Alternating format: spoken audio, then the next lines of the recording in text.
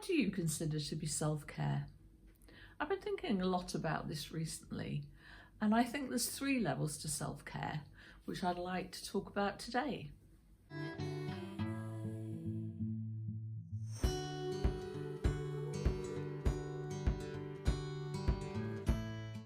Hello, welcome back to my channel. My name's Rachel, and this is Rachel for Real.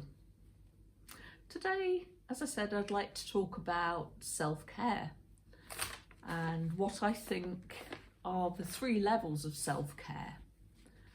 So the first level, which is probably the quickest, easiest and most accessible, are the things that perhaps our thoughts would go to first when we're talking about self-care, such as bubble baths, going out for a nice meal, cozying up on the sofa watching a film or a favourite TV series, maybe reading a book, or for some people playing computer games. They're all time out for ourselves that's relaxing and gives us a lot of enjoyment. So yeah, they're lovely forms of self-care, and I think we need them in our lives. The other types of self-care in this level, I would say, are things like meeting up with friends for coffee or a walk. I think social time is very much self-care. We all need that interaction. Even introverts like me still like to get together with people and chat, swap ideas, catch up on the news, and feel part of a group. Same with family, you feel part of the family. So all of these sort of things are very immediate, very easy to access, and they're nice short little bits of joyous, happy things to do which make us feel good, and that's perfect. That's what we need on lots and lots of days, isn't it? It just perks us up, makes us feel alive. Great. Excuse me for looking down at my notes. So also you might, some people might spend money on themselves as a form of self-care. They feel like they're treating themselves, they've had a hard day at work or a hard week at work and feel that they deserve something nice, make them feel good. So it might be new clothes, makeup, a bunch of flowers, bottle of wine that they enjoy drinking. All of these things are self-care and they make us feel good.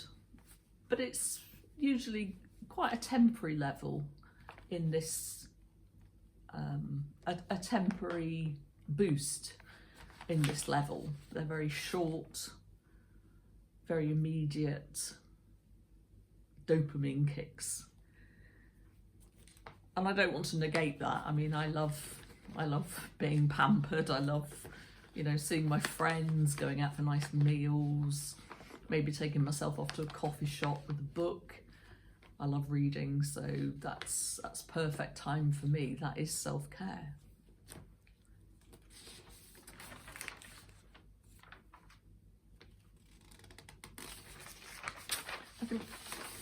So now on to the second level. I think these forms of self-care are more internal activities, and we have to practice them in order to get used to doing them in a way that suits us and our needs, what we need to feel comfortable, content, maybe even to chivvy us on and motivate us to do something that we want to do but we're just struggling to get started with. And I think a lot of it is the frequency of how often we do it. So the more we do it, the more natural it becomes, the more it nourishes us on a deeper level. And they're wonderful activities, and they don't tend to cost money, they just cost time and thought. So probably on a more practical basis within this level, we need to, well, don't need to, but it's best to get regular health checks. Now, I live in the UK, so we have the NHS, and people can also go private if they have the funds and that's what they want to do. But on the NHS, at certain stages through your life, you're offered women checks, and I think men get the same kind of thing, perhaps for prostate tests, and they'll get the same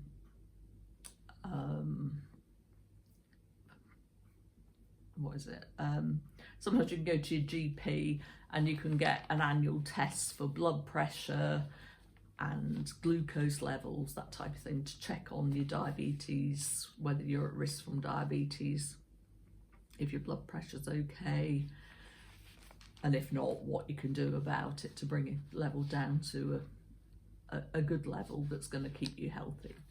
So all these checks are available. For women, we also have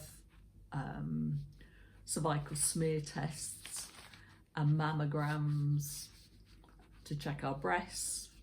And after the age of, I don't know if it's 50 or 55, I can't remember, 55 I think, you start getting bowel screening, where they'll send you a test through the post. And it's not the nicest test, but it's, you know, it's something you do once a year. Send off a little poo sample in the post, and they come back and say whether there's anything to worry about, whether they want to see you because there might be signs of something not quite right in your bowel. All of these tests are precautionary and they shouldn't be worried about, but they're there for your protection, really. And if something does show up, so maybe a lump or abnormal cells in the case of a smear test, then you can have further investigations and hopefully prevent these things turning into cancer, or to get them looked after, to put your mind at rest. So yeah, that is a major form of self-care within this level. Get all your medical checks done that are offered to you. If they're not offered to you, ask if you can have them. Absolutely crucial, you know, health is wealth, as they say. Another way to give yourself self-care within this level is to find self-compassion. It's very easy to care for other people and to take their wants and needs into account, to worry about them and to want to support them, for them to have their the best side of themselves showing, and to support them if they're going through a hard time as well. But we really, really should be focusing on doing that for ourselves as well. Easier said than done, you know. I think we all know it's quite difficult to be kind to ourselves sometimes and to treat ourselves as we treat others. Especially for women, I think we have, especially as we age, we go through phases where we are very self-conscious about our looks and our bodies. And we can be quite cruel to ourselves, you know, saying things to ourselves in our heads that we wouldn't say to other people that we love and we care for, or even strangers, you know. We wouldn't criticise them the way we criticise ourselves. So I think compassion and working to be more compassionate with yourself is absolutely crucial to your mental well-being and also your physical well-being, because if you're kind to yourself, you won't have stress levels creeping up. You won't be so negative. You'll be more relaxed. And it's very important to look after yourself, because if you don't, nobody else is going to. You know, you have to really take care of your health and take care of your mind and love yourself. You have to love yourself, and that's a hard one, and it's a long road to travel for some of us. But I think with age, you get a little bit more relaxed about how you worry about other people viewing you. You care less about that. And that's lovely. That's such a relief when you get to that point in your life. Doesn't mean you never care. It doesn't mean that you don't have insecurities, but I think they crop up less, and you're more likely to be able to see them as, I don't know, thoughts rather than reality. So yes, compassion, a major form of self-care. And going along with compassion, in order to have compassion for yourself and to look after yourself, you have to have awareness. Awareness of what your needs are, how you're feeling, whether you're in a good mental place, in a mental space, what you need physically, whether you are taking care of yourself with good food and hydration, all those kinds of things that make you healthier, more energy. So yeah, we have to have awareness. We have to think about how we can sit with ourselves and listen to what we really need. Now, needs aren't always wants, are they? Needs can sometimes be going for a walk when you're in a big group of people, just because you need a little bit of time to yourself. And it's not rude, it's not antisocial, it's self-care. It really is self-care. And you know, if the people you're with love you and care for you and like you, then they'll want you to be comfortable. So if you go off for a walk for 10-15 minutes and you come back and you're more relaxed and you're looking forward to seeing them again, then they benefit from that. It's not try and stop saying it's not a bad thing. It's actually positive for everybody. So yeah, you need an awareness of what you need, what you're feeling. So maybe every morning when you get up, as part of your morning routine, I'd like to make another video about morning routines, because I think they're a great way to look after yourself. And it doesn't have to be, you know, major. It can just be a few little things that you do every morning that make you feel good, make your day start right, put you in a more positive mind frame. So yeah, we'll talk about that in another video. I think that's very important, to create a little morning routine that makes you feel set up for the day. So yeah, awareness is also about whether you need time to yourself, whether you need to relax. We're all so busy these days. We're rushing from one thing to another, always looking at our phones, guilty. Busy working, busy caring for maybe children, depending on what age you are, grandchildren. We've got work, we've got housework, people to see. We might have elderly relatives, especially sort of at this stage in life, in your 50s, 60s.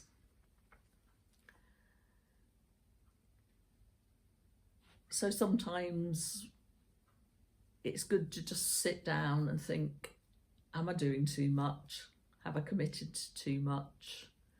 Do I just need to take a couple of hours for myself, sit down and relax and not do anything productive. You know, we don't have to be productive all the time. In fact, it's better if we're not productive all the time, because when we've rested and we've recharged, we're then in a much better mental and physical state to be productive. And the time we spend on ourselves is reflected back on the things we do in the world. So it's, yeah, vital that we listen to what our body needs. Especially as we get older, we don't bounce back from things as fast as we used to. So if we're ill, it perhaps takes longer to recover. If we injure ourselves, the injury takes longer to heal. We get tired, you know. With the best will in the world, we've only got so much energy to get us through the day. So we need to be very mindful of our energy levels. And part of that is looking at what we eat, how we rest, whether we have good sleep, whether we take care of ourselves, doing hobbies and things we enjoy that take us out of the busy world and just give us time to play. I think play is really, really important at any age. Not just children, but as adults, we need to play, we need to relax, we need to do things that stimulate our more creative side of our brain. And that's a form of self-care as well. Playing is self-care. We need to tap into that. Thinking about what we used to enjoy when we were children and maybe introducing those things back into our lives now. I mean, I used to love gymnastics, and then when I was a bit older, I stopped doing that. I started doing yoga, and I loved it because it gave me a sense of peace.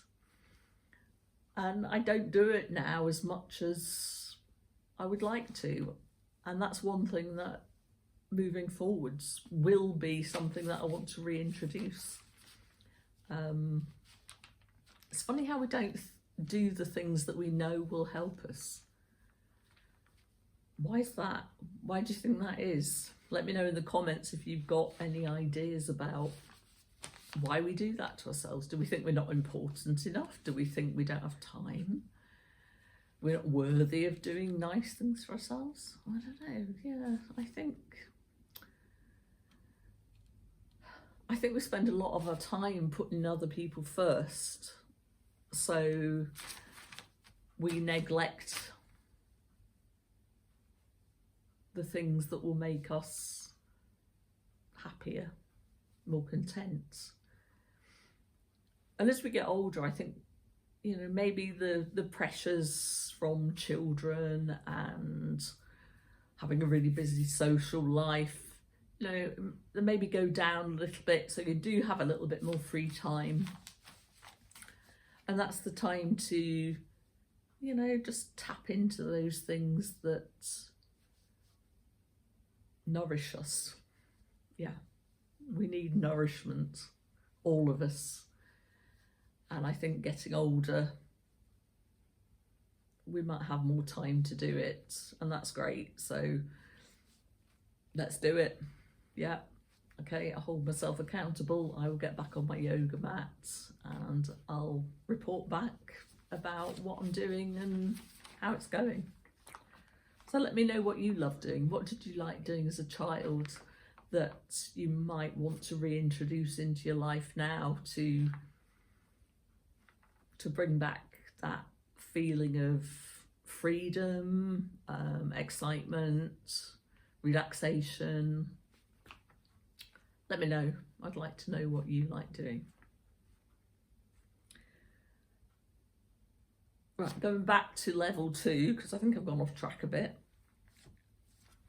Things like journaling are a form of self-care. I know it's bandied around a lot at the moment on the internet, but to be fair, it's with good reason. Journaling's a great way of getting thoughts out of your head.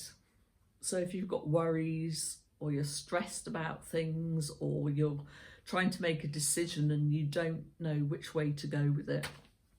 Journaling's fabulous for that.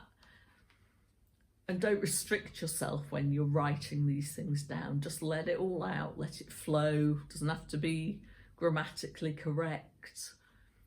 It doesn't have to be proper sentences. Just write what you're thinking and what you're feeling. Get it all out there, and then have a read of it and see what's come out. What are the main themes that are coming out? Is there an answer there that now you could see it in front of you, wasn't obvious when it was all mixed up in your head? So I journal every morning, and I've found I do different styles of journaling. So some of it's more like a diary, you know, what I've got to do today, what the weather's like, that kind of thing. And then other times I might write things about how I'm feeling, whether I'm feeling a bit down, whether I'm feeling restless, anxious, what's worrying me. And it really helps. And when you read your journals back, although it can be a bit cringe sometimes, I will admit, you can see patterns. And that's interesting, because if you look at the patterns, you can see where you need support, where you need to focus your attention. And it's usually, I don't know, is it habits? Yeah, I think a lot of it's about habits. And you see your own habits, and you see them, either you're doing them but they're not helping, or you're not doing them but you know they would help if you implemented them. So yeah, journaling, fabulous. Great excuse to go out and buy journals as well, which is, yeah, I love buying journals, I've got to admit it, and I have to try and stop myself. But yeah, a pretty journal, all those new blank pages, oh my goodness, it's like fresh snow. It's very exciting. But if you buy them, please use them. You can do doodling in them, you can do artwork, you can stick things in like tickets where you've been. You can use them for all sorts of things. Maybe you'd like more than one journal, but they are a great form of self-care. They really are, and they fit into this level perfectly, because they link back to being compassionate, being aware of your needs, listening to what you need to bring you fulfillment and joy in your life. Okay, so moving on, we've got level 3. Now, level 3 is a much deeper level. It can take more time to recognise what you need in this level that gives you true self-care. I keep saying that word, but that's what the video is about. So I think this level is, again, even more internal, based around your values. And your values shape how you live your life, what you do in your life. And sometimes, especially when we're younger, I'm not saying it's true for all younger people, but certainly myself, I can count in this group, is that I think I was sure of my values, but I didn't necessarily prioritise them. And that was linked to probably my levels of self-esteem and my people-pleasing habit. Very much wanted to fit in and to be liked and to be loved. And sometimes I went against my own values in order to do that, and it didn't serve me well. So I wouldn't recommend that course of action. As you get older, I think because you care less about what other people think. You know, you still care about what people think, of course you do. But you're not worried about the more superficial things that they might think about you.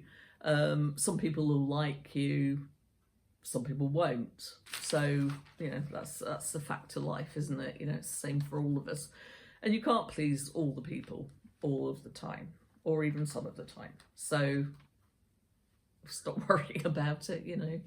Worry about the people that you have around you, your friends and family. So yeah, it is values based. So I think spending a little bit of time thinking about what your values really are can help you moving forwards, because then you can set up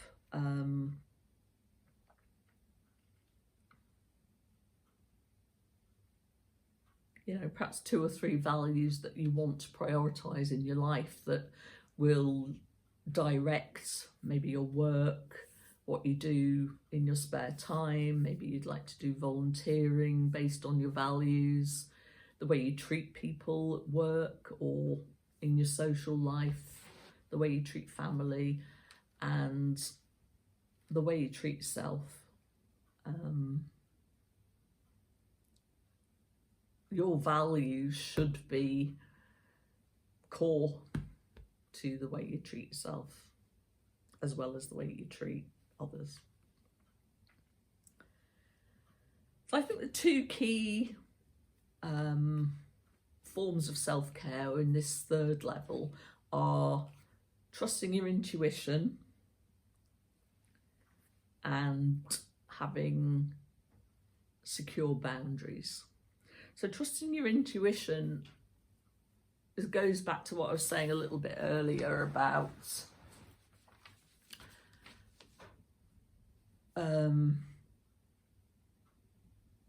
knowing what your values are and not sort of veering off them just to please other people.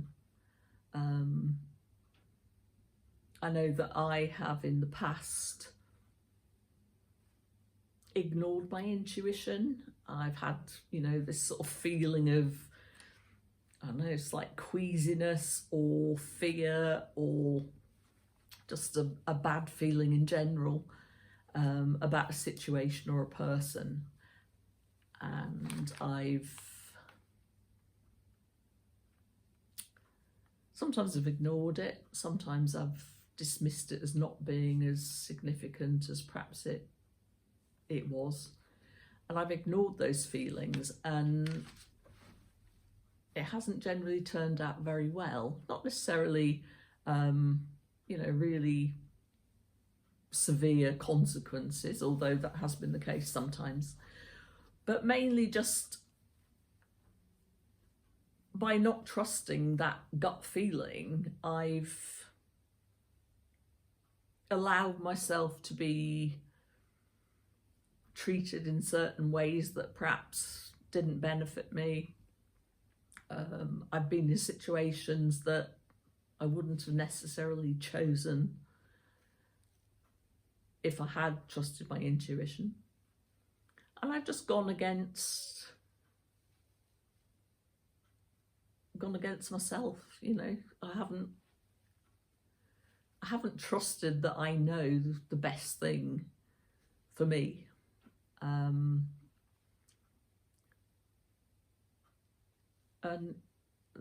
that's a form of neglect, isn't it, I think?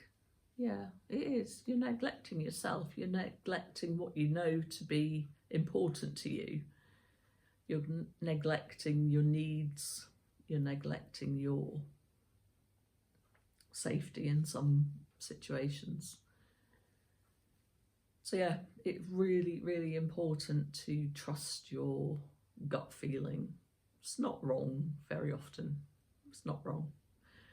Sometimes you might wonder whether it's fear-based.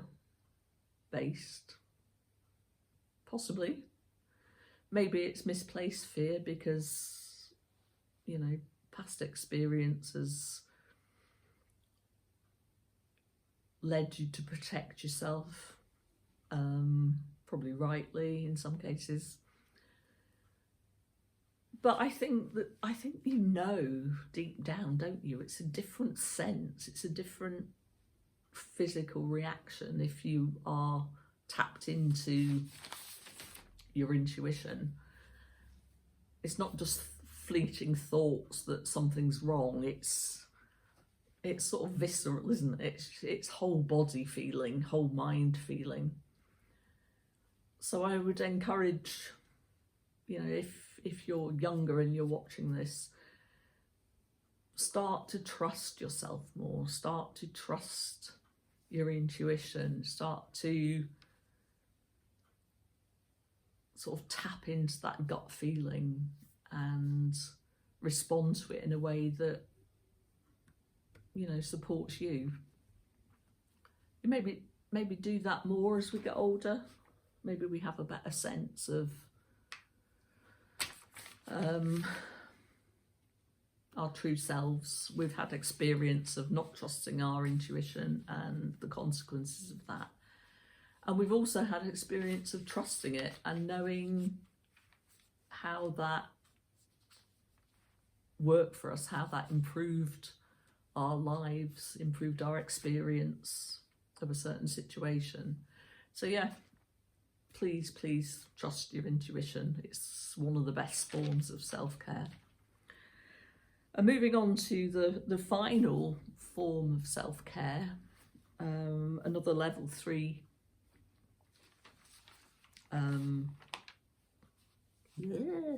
category in this category is boundaries. Yeah, sort your boundaries out. Decide what boundaries you need to be comfortable, to feel safe physically and mentally, to be supported emotionally. Boundaries aren't bad. Quite the opposite. Boundaries are good. Boundaries will lead you through life in a supportive way where you take your own values, needs, beliefs into consideration. I think it's harder to have boundaries when you're younger because you have so many influences coming in from all directions, older people, younger people, your peer group.